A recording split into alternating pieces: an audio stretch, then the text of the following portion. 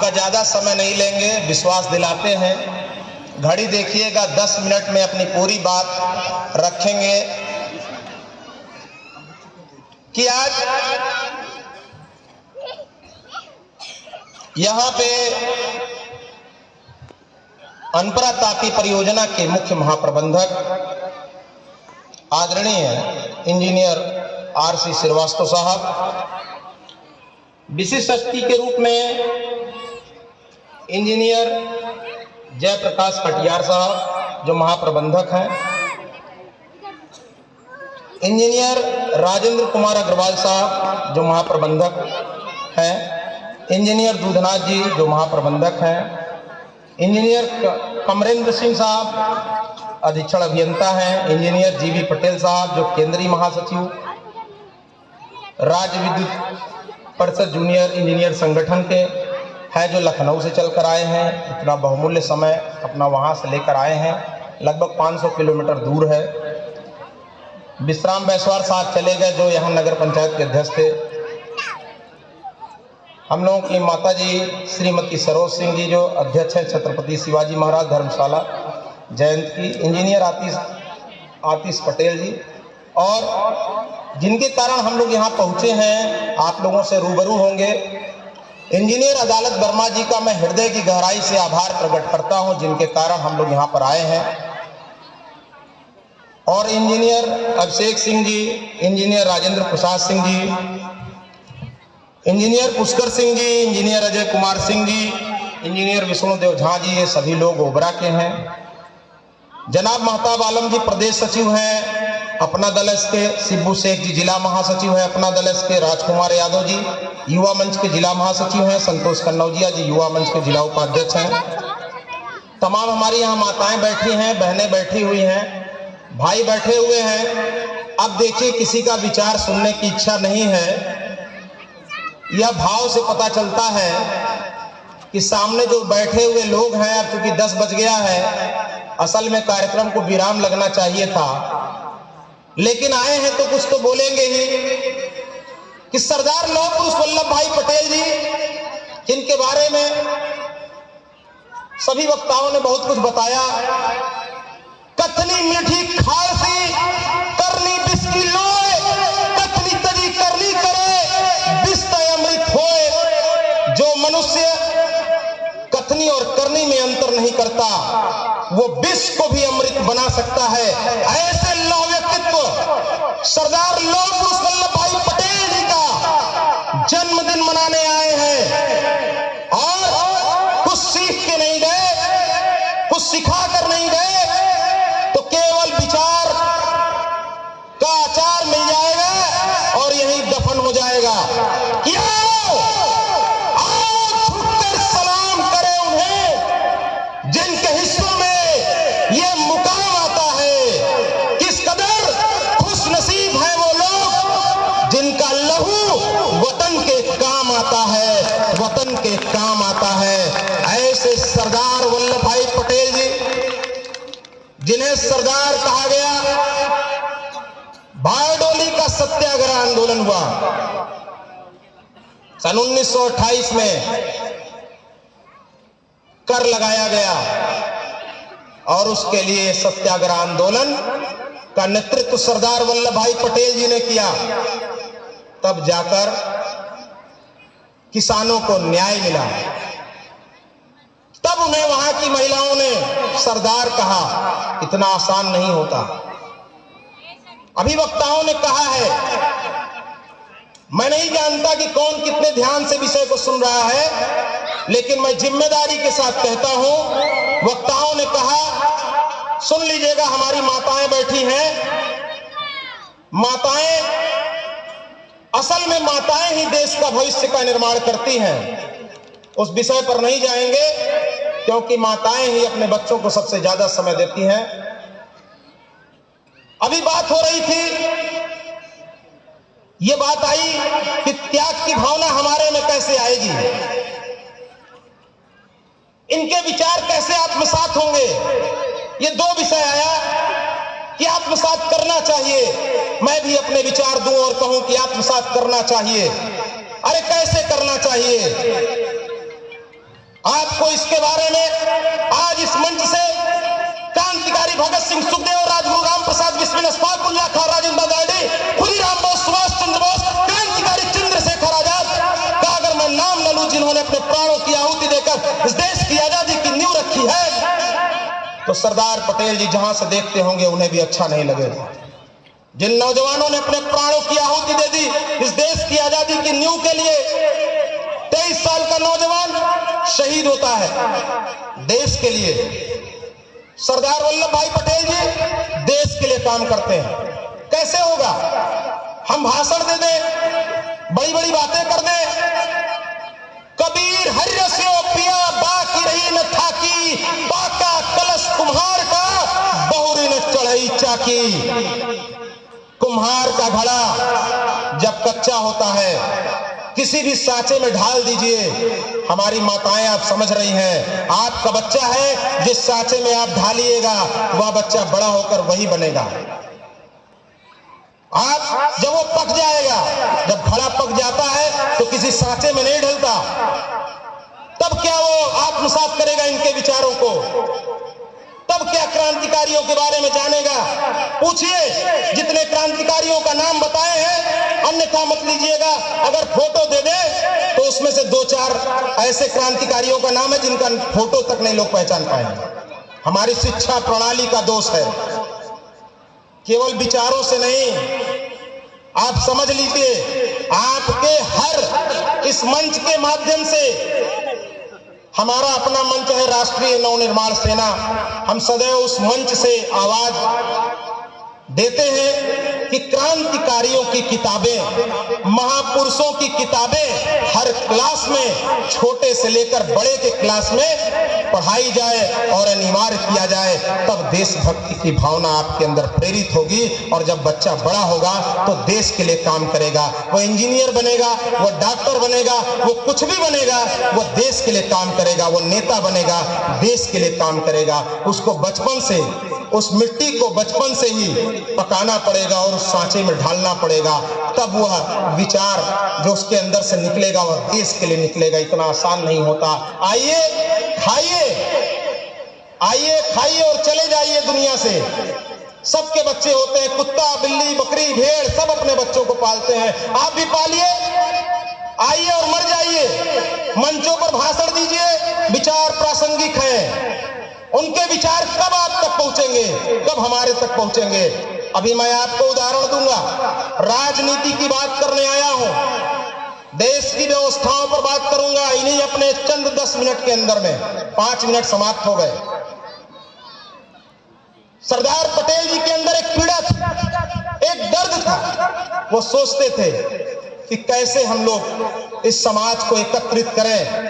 अरे बगल में जयंत है, अभी माता जी आई थी, बगल में जाने के लिए सिंगरौली में वीजा लगता, वीजा। मिर्जापुर जाते तो वीजा लगता। 562 छोटी छोटी रियासतों संघ को भारत में मिलाने वाले लौह पुरुष सरदार वल्लभ भाई पटेल जी ने एक ऐसा काम किया, एकता का वो परिचय दिया, एक राष्ट्र बनाया, सबको मिलाया, तब जाकर आज हमें वीजा नहीं लेना पड़ता। नहीं तो सिंगरौली जाते तो वीजा लगता, मिर्जापुर जाते तो वीजा लगता, बनारस जाते तो वीजा लगता, हर राजा अपना अपना वीजा लगा देता। छोटी बात नहीं थी। उनके विचारों को कहने के लिए बहुत सी बातें हैं, लेकिन इतना ही कहना है, डॉक्टर जो लोग आज हुए, जो आज के समय में जो लोग भी महापुरुष बने, आप वहां के समय को देखिए। किसी ने अरबों खरबों रुपए कमाए, किसी ने एक भी रुपए नहीं कमाया। आप तो जानते हैं, अभी माता जी ने बताया कि सरदार वल्लभ भाई पटेल जी के बारे में कि लास्ट का समय कैसा था, पैसा भी नहीं था। बहुत सी बातें कहनी है, बहुत विचार, चिंतन और मनन है। केवल हम मंचों से बड़ी बड़ी बातें करके चले जाएं और न विचार ले जा पाए। केवल हम बात कर रहे हैं, हम काम क्या कर रहे हैं, हम अपने बच्चे को शिक्षा क्या दे रहे हैं। आज डॉक्टरी की पढ़ाई करने के लिए 80 लाख रुपए लग रहा है? बताइए, 80 लाख रुपए कराने के बाद वो लड़का जब डॉक्टर बन के आएगा तो करोड़ों कमाएगा, फिर देश कहां चला गया? अरे इस देश की व्यवस्थाओं में वो जनता जिसे वोट देने का अधिकार है, कभी शिक्षा और स्वास्थ्य और रोजगार पर वोट नहीं देती। सोच कर देखिएगा, चिंतन और मनन करिएगा कि वोट देने का अधिकार आपको मिला। और मैं दावे के साथ कहता हूं, भारत का हर नेता ईमानदार है। जिस दिन आप ईमानदार हो जाएंगे, उस दिन वहां सदन में पहुंचने वाला व्यक्ति ईमानदार होगा। जिस दिन आप ईमानदार होंगे, अपना बैलेट बॉक्स से वोट दबाएंगे, बटन दबाएंगे, क्योंकि मौका आपको मिलता है। तेल पेरने वाली मशीन सिखाती है, तेल पेरने वाली मशीन में गिट्टी, पत्थर, बालू, सीमेंट, सरिया डाल दीजिए। बताइए दीदी, क्या निकलेगा तेल पेरने वाली मशीन में? क्या निकलेगा बताइए? अगर डाल दें तेल पेरने वाली मशीन, देखी है, उसमें सरिया, सीमेंट, गिट्टी, पत्थर, बालू डाल दें, क्या निकलेगा? कुछ नहीं निकलेगा, मशीन बैठ जाएगी। राजनीति भी इसी तरह से बैठ रही है। राजनीतिक दल के नाम पर वोट देते हैं, जाति के नाम पर देते हैं, दोस्त के नाम पर देते हैं, मित्र के नाम पर देते हैं, सगे संबंधी के नाम पर देते हैं, लेकिन कभी योग्यता के नाम पर वोट नहीं देते। इंजीनियर बैठे, पढ़ लिख कर बैठे, इनको चुनने का अधिकार नहीं है। अगर चुनने का अधिकार होता तो यहां भी अनपढ़ बैठ जाता, समझ लीजिए। मामला ऐसा है, क्योंकि हमारा वोटर दारू पर बिकता है, उसका मानक अलग अलग है, समझ लीजिए। बहुत बड़ी बात बता के जा रहा हूं, बहुत पीड़ा है। क्रांतिकारियों ने अपने प्राणों की आहुति दे दी और हम जयंती मना के घर चले जाए, क्या हुआ? क्या मतलब है?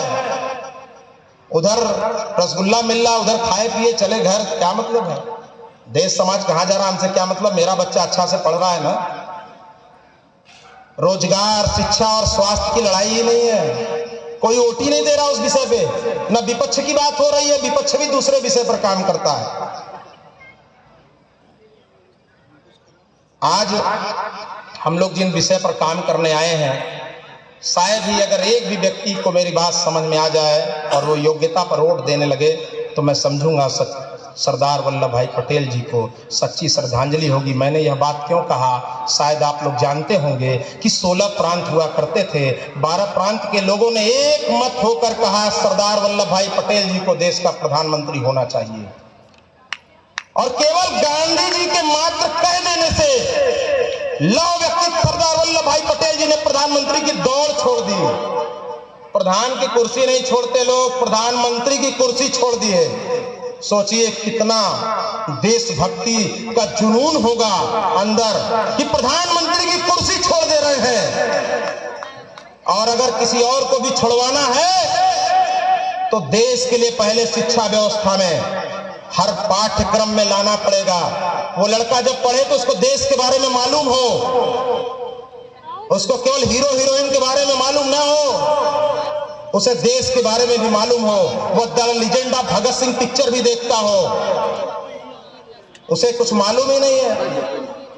वो इंजीनियर बन रहा हो, नेता बन रहा है, वो सोच रहा है कितना लहा ले। शायद आपको मालूम नहीं होगा, आज भ्रष्टाचार शिष्टाचार बना हुआ है और वो केवल उसके दोषी वोट देने वाला वोटर है। जहां सरदार वल्लभ भाई पटेल जी बेचारे आज देश के लोग कहते हैं प्रधानमंत्री होते, बड़ी सही बात है, कब कैसे होते? उनके अंदर तो त्याग था, और त्याग करने वाला आदमी सदैव त्याग करता है। कभी माँ को देखिएगा, हमेशा सबसे अंत में खाना खाती है। कितना बड़ा त्याग है उस माँ का, जो अपने लिए बनाती भी नहीं है, खाना है लेकिन बनाती नहीं है, सोचती अब क्या बनाए, जो है उसको खा के चले। बहुत से लोगों के विचार सुनने हैं, बहुत सी बातें कहनी थी, लेकिन बस इतना ही कहूंगा अपने महापुरुष के लिए कि तख्त बदलेगा, ताज बदलेगा, आप सभी लोगों का मिजाज बदलेगा। कल बदलने की बात बेजा है यारों, जो बदलेगा वो आज बदलेगा, जो आज बदलेगा। और मैं अपनी बातों को विराम दूं, मैं 2 मिनट में अपनी बातों को विराम दूंगा और मैं एक घटना की चर्चा इसलिए करना चाहूंगा कि ऐसे भी लोग हैं हम लोगों के बीच में जिनके अंदर जो दिखाई देते हैं बहुत ही मुलायम और अंदर से होते हैं बड़े सख्त। हम लोगों के बीच में एक ऐसे भी अधिकारी बैठे हैं, जब ओबरा तापीय परियोजना के सभी उच्च अधिकारी, सीजीएम, मुख्य महाप्रबंधक और महाप्रबंधक परेशान हो गए। रोज 50 चिट्ठी आती थी जांच की, और ऊर्जा मंत्री जी ने कहा कि इस मामले को गंभीरता से दिखवा लीजिए, नहीं बहुत बड़ी कार्रवाई करेंगे। तो अधिशासी अभियंता बने कौन, उस कुर्सी पर बैठे कौन जो आते मान सर मुड़वाना पड़ेगा। तब दायित्व मिला इंजीनियर अदालत वर्मा जी को, और जैसे ही वो वहां पहुंचे 24 घंटे में समस्याओं पर विराम लग गया।